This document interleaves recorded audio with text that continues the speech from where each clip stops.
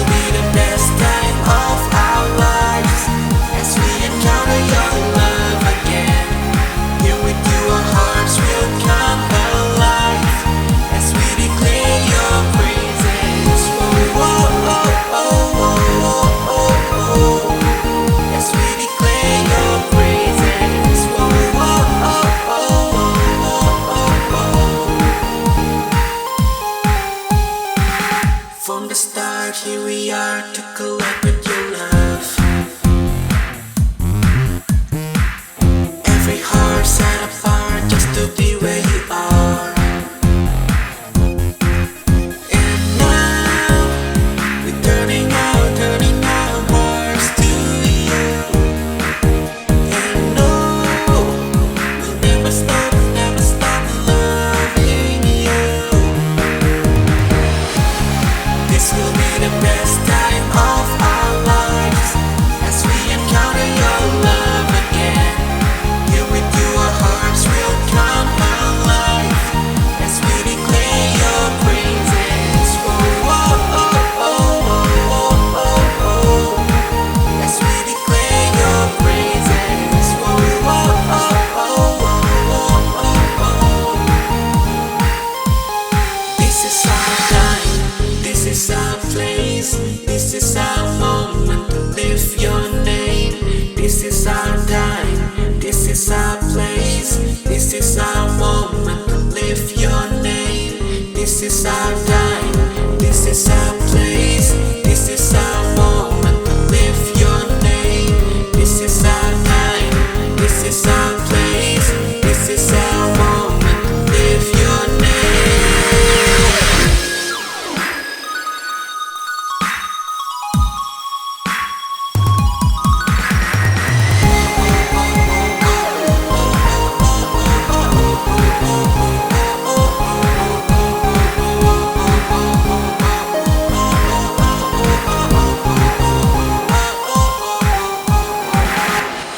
This will be the best time of our lives as we encounter your love again. Here with you our hearts will come alive as we declare your praises. Whoa, whoa, oh, oh, oh, oh, oh. As we declare your praises. Whoa, whoa, oh, oh, oh, oh, oh.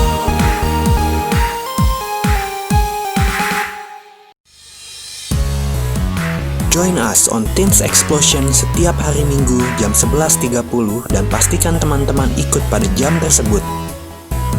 Untuk teman-teman yang rindu memberikan persembahan untuk Tuhan, bisa langsung transfer ke rekening GBI Basilea berikut ini.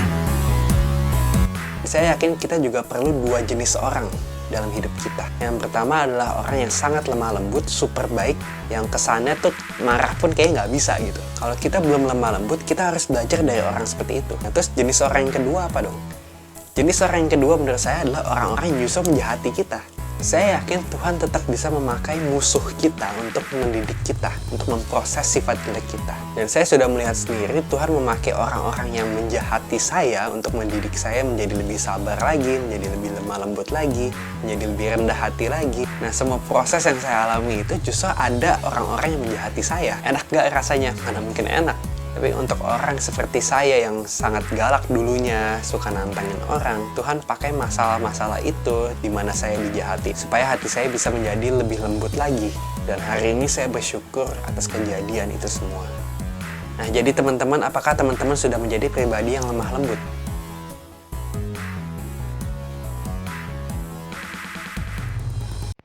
Mari teman-teman, kita bawa hati kita lebih dalam lagi dalam menyembah Tuhan. Sebelum kebenaran firman Tuhan disampaikan, kiranya hati kita bawa dengan sungguh-sungguh kepada Tuhan. Mari kita angkat pujian Lingkupiku. Oh, lingkupiku,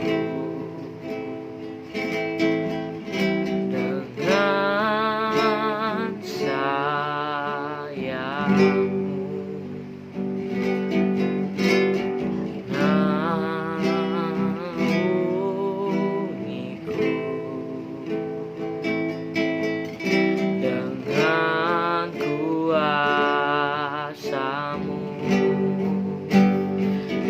saat badai bergelora, ku akan terbang bersamamu. Bapa Kau Raja atas semesta, ku tenang sebab Kau Allahku.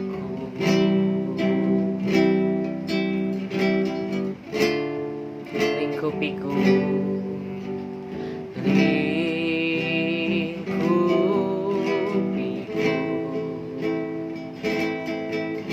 dengan sayapmu,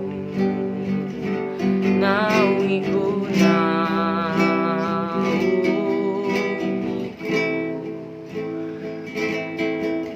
dengan kuasamu. Di saat badai bergelora, ku akan terbang bersamamu. Bapa Kau Raja atas semesta, ku tenang sebab Kau Allahku. Di saat badai bergelora, ku akan terbang bersamamu.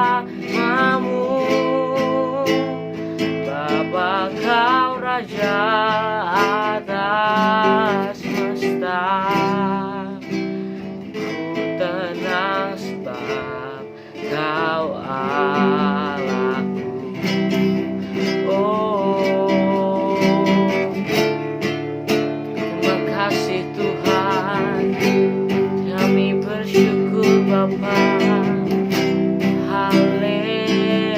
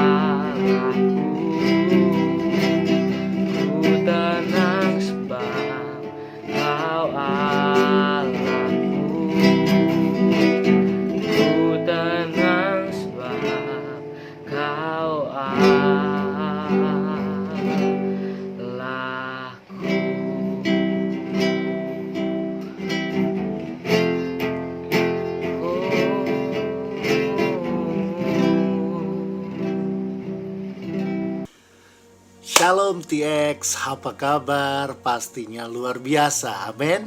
Haleluya. Ya, hari ini kita akan belajar dan sama-sama kita bertumbuh di dalam firman Tuhan. Sebelumnya mari kita berdoa.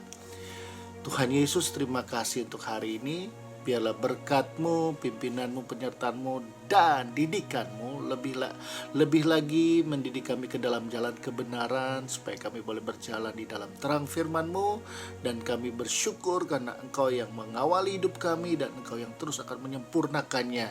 Dan kami disebut berbahagia ketika kami berdiri di jalan dan melakukannya dengan luar biasa setiap firman-Mu yang Tuhan taruh dalam hidup kami.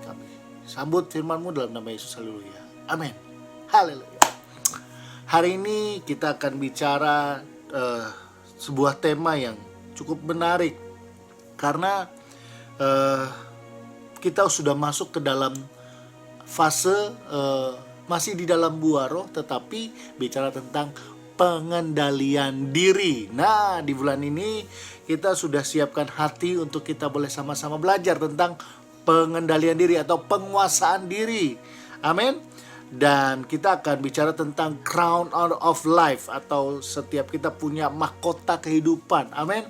Dan yang pasti untuk tema hari ini, crown of life, itu membicarakan tentang bagaimana penguasaan diri kita supaya kita boleh menang di dalam perlombaan-perlombaan iman. Amin. Nah, mari kita baca dari firman Tuhan 1 Korintus pasal yang ke-9 ayat yang ke-24 sampai dengan ayat yang ke-27. Kak Doni akan bacain ya buat kalian semua. Firman Tuhan demikian. Tidak tahukah kamu bahwa dalam gelanggang pertandingan semua peserta turut berlari, tetapi bahwa hanya satu orang saja yang mendapat hadiah? Karena itu larilah begitu rupa sehingga kamu memperolehnya. Tiap-tiap orang yang turut mengambil bagian dalam pertandingan menguasai dirinya dalam segala hal. Mereka berbuat demikian untuk memperoleh suatu mahkota yang fana, tetapi kita untuk memperoleh suatu mahkota yang abadi, the crown of life. Untuk sebab itu aku tidak berlari tanpa tujuan, dan aku bukan petinju yang sembarangan saja memukul, tetapi aku melatih tubuhku dan menguasainya seluruhnya, supaya sesudah memberitakan Injil kepada orang lain, jangan aku sendiri ditolak. Haleluya, amin. Nah, kehidupan kekristenan kita hari-hari ini sedang banyak diuji dan sedang masuk dalam proses seperti pemurnian. Itu berat sekali. Kita tahu di dalam tahun 2020 ini kita awali masuk dengan berita yang wow, pandemi dan segala macam, yang membuat ada ketakutan, ada segala macam intimidasi, ada hal segala macam yang membuat kita rasanya terkungkung di dalam kehidupan yang menakutkan. Dan teman-teman, semuanya sepertinya di dalam ini kita juga merasakan bahwa kita masuk ke dalam sebuah pertandingan. Jadi kalau kita memulai sebuah pertandingan rasanya deg-degan, nervous, takut. Rasanya gimana ya, bisa nggak melewati pertandingan ini. Nah, itu yang terjadi.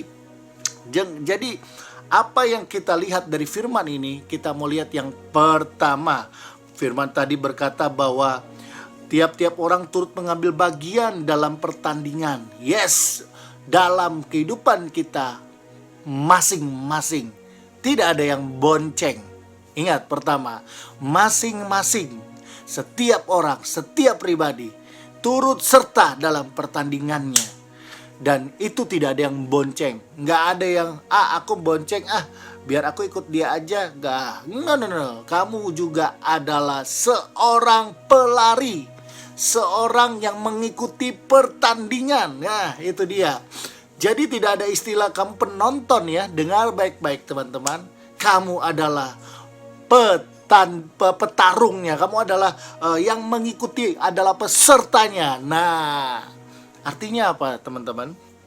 Artinya kita harus sadar bahwa kita hidup dengan sebuah panggilan yang besar, dan kita ada di dalamnya sebagai peserta, sebagai orang yang ikut melakukan dan mengerjakannya. Amin. Dan inilah yang terjadi dalam hidup kita. Nah, firman Tuhan tadi berkata bahwa Tiap-tiap orang turut mengambil bagian dalam pertandingan, menguasai dirinya dalam segala hal. Yes, artinya apa? Ketika dia sadar bahwa dia tahu dia juga adalah peserta dan harus ikut turut serta dalam sebuah pertandingan, dia harus menguasai dirinya dalam segala hal. Mereka berbuat demikian untuk memperoleh suatu mahkota yang fana, tetapi kita untuk memperoleh mahkota yang kekal. Kenapa? Karena begini, semua peserta yang turut berlari dalam pertandingan firman Tuhan katakan ini, itu punya satu tujuan yang sama, suatu tujuan yang luar biasa, yaitu menjadi pemenang, dan hanya satu orang pemenang. Kalau kita lihat ya, kita ini diciptakan dengan luar biasa. Ketika ayah kita dan ibu kita, mereka dalam kehidupan suami istri, kalau kita tahu ya, kita belajar dalam IPA biologi ya, itu ada sel sperma dari ribuan bahkan jutaan yang siap untuk membuahi sel telur dari ibu kita. Itu dari semua banyak sel sperma itu masuk hanya cuma satu yang menjadi pemenang. Dan itulah kita yang lahir di muka bumi ini. Artinya sewaktu kita saja belum jadi menjadi anak, sebelum menjadi seorang anak, seorang bayi, dalam sebuah pertandingan kita untuk menjadi seorang pribadi manusia, menjadi dibuahi di dalam sel telur, itu banyak sekali kompetisinya, banyak sekali dari antara banyak sel-sel yang siap untuk masuk dan membuahi sel telur. Luar biasa. Jadi artinya apa? Sebab itu kita tahu bahwa kita akan memperoleh sebuah mahkota atau kemenangan. Amin.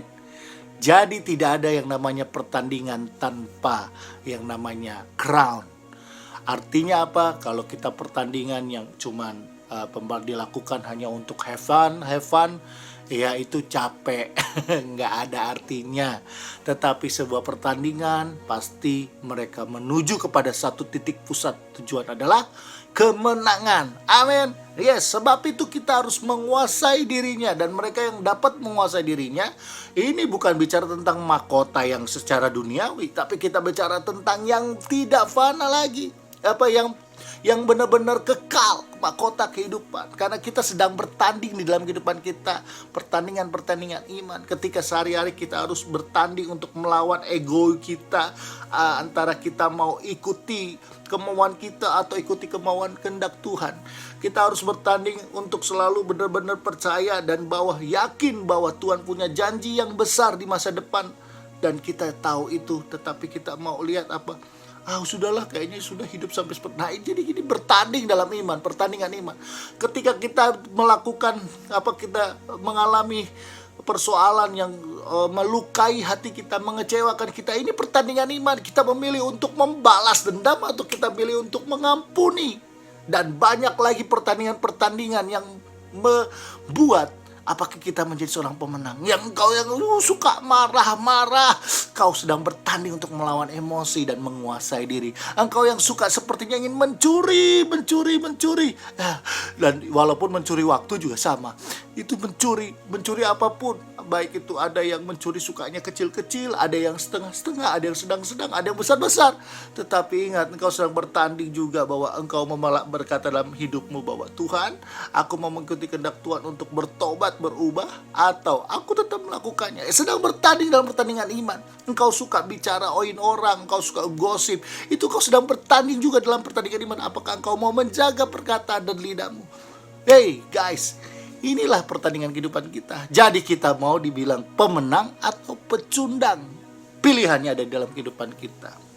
Sebab itu firman Tuhan berkata, sebab itu aku tidak berlari tanpa tujuan, dan aku bukan petinju yang sembarangan saja memukul. Jadi bayangkan kalau kamu sedang bertanding menjadi seorang petinju, tidak ada yang namanya lawan, kamu sembarang aja exhausted, kamu kecapean, hidupmu lelah. Kalau engkau merasa bahwa engkau berlari tanpa tujuan, kalau hari ini kita dalam posisi tidak pernah berpikir apa sih tujuan hidup kita, dan bahkan kita nggak punya tujuan hidup, guys, listen to me. Sama, saya juga sedang belajar.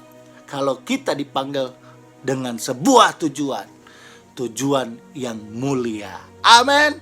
Sebab itu kita boleh belajar sama-sama bahwa tujuan yang kekal yang Tuhan sediakan. Alkitab mengatakan, dengar baik-baik.